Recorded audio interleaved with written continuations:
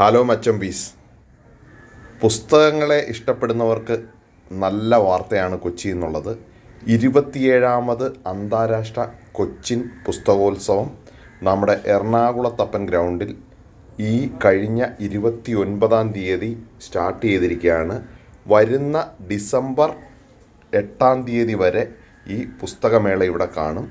അപ്പം കേരളത്തിലെ പ്രശസ്തരായ പുസ്തക പ്രസാധകരും ലോകത്തിലെ തന്നെ പ്രശസ്തരായ പുസ്തക പ്രസാധകരുടെ പുസ്തകങ്ങളും ഇവിടെ ഉണ്ട്.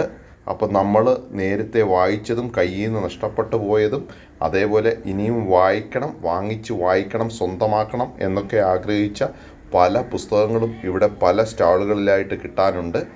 അപ്പം എല്ലാവരും ഇങ്ങോട്ട് പോന്നോളൂ.